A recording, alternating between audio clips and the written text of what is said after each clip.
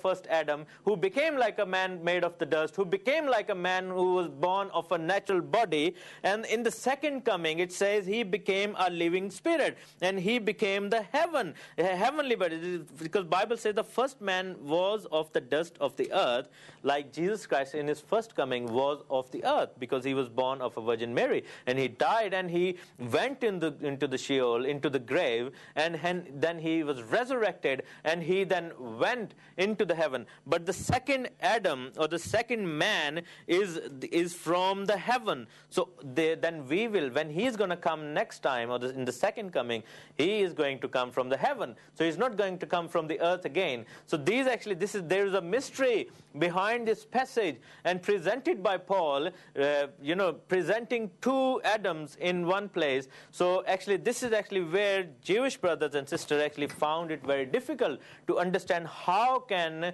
a same person be two people and come in two comings. So this is actually a great message. So when the first Adam, or the Jesus Christ coming as the first Adam, when he came as a first Adam, he delivered the first Adam and his sons, or his brethren, his generation, or his race, from that sin and slavery of slavery of sin and death and all that spiritual Egypt. Even though the expectation was like prophet like Moses, who will deliver them from the physical slavery of Egypt and the Pharaoh. So if we see that Egypt, if we see that there are two sorts of Egypts in our lives and the Pharaohs in our life. First is the physical slavery. For example, the Israelites were under the slavery of many kings and many, you can say, kingdoms and many oppressors.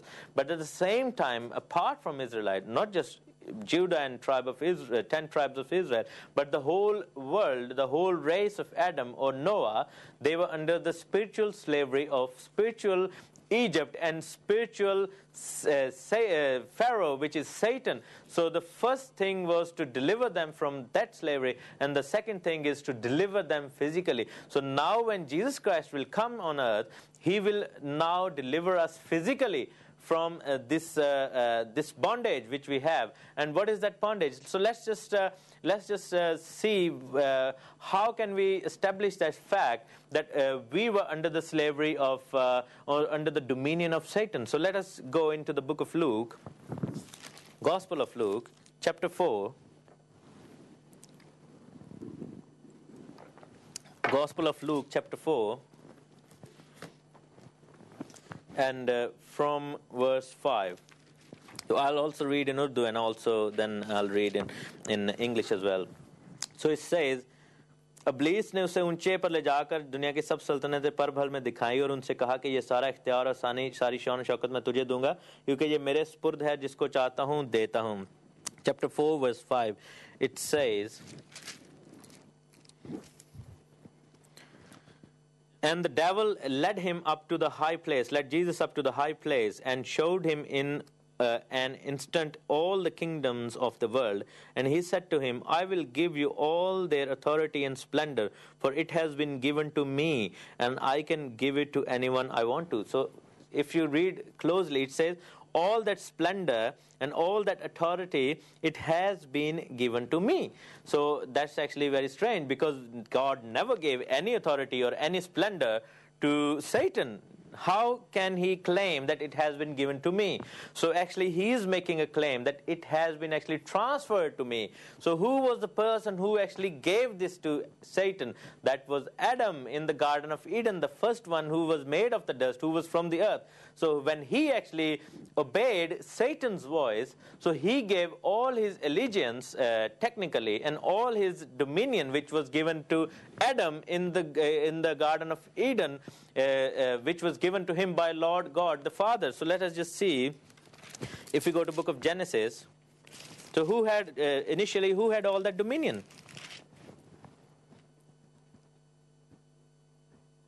So it says in the book of Genesis, chapter 1, verse 28, God blessed man and Adam, a man and woman, and said to them, be fruitful, increase in number, fill the earth and subdue it, rule over the fish of the sea and birds of the air, over every living creature that moves on the ground. And and then it says that then that God actually gave the dominion of everything over everything to Adam.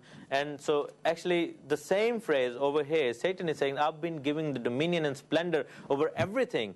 And so it wasn't given from God to Satan. It was given from God to Adam, and then from Adam to Satan. So when Jesus Christ came in his first coming, he actually took that dominion back from Satan and took it with him. So the physical expectation of Jewish nation at the time of Jesus was actually not wrong in a sense, because it was okay, because they were trying to see Jesus as the King Messiah, or Messiah bin David. But they were failing to understand that they are asking for it too early, because the first goal of that Messiah is to take that spiritual kingdom or spiritual authority out of the hands of Satan, and take that, bring that kingdom of God on the earth. That's what Yeshua said in his prayer when he asked his disciples that when you pray, that our Father in heaven, hallowed be thy name, thy kingdom come on earth as it is in heaven. So in other means, at that time the kingdom hadn't come on earth, because he was praying for that thy kingdom may come on earth as it is in heaven. So the kingdom was in heaven, but the kingdom wasn't on earth. So he brought the kingdom on earth. So he wasn't bringing a physical kingdom. So this is the point at the back of this great teaching of two comings of the Messiah. So lines are open for you, so you can call in and participate in the show. And if you have any questions, please bring in those questions. And if you want to speak English, you can please bring that question in English. And if you want to speak in Urdu or Punjabi, please do that. And I'll keep on discussing on this subject as well. Hello.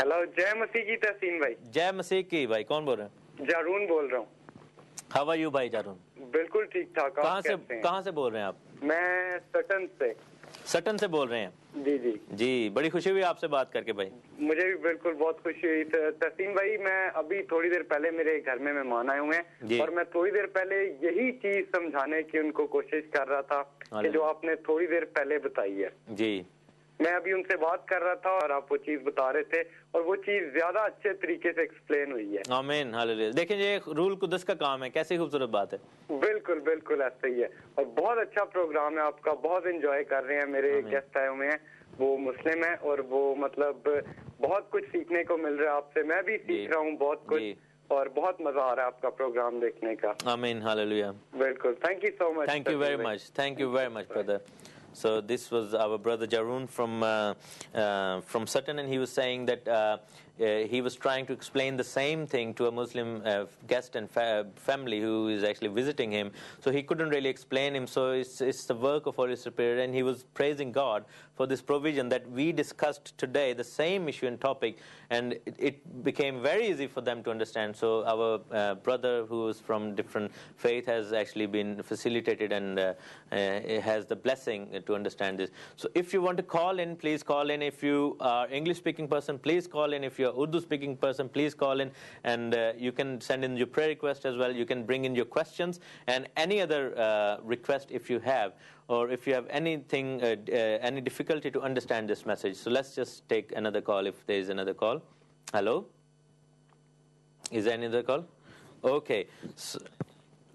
So the lines are open for you. आप please जो है इस programme में phone करें और हमारे साथ शामिल हों, and we will keep discussing these beautiful verses from the Bible. So this is actually, we have established that why the first coming was according to the Bible as the suffering Messiah, or the Messiah bin Yusuf, and why actually he had to come and deliver us first from the evil and then deliver us physically from the evil again. So when in the second coming, when Yeshua will come, when Jesus Christ will come, he will come to deliver us physically now, because he has already delivered us spiritually. Our spirits or souls has been delivered, and we have got the salvation and the redemption, and we are part of the kingdom of God now. But what about the deliverance of our physicalness? So let's just go to the book of Thessalonians.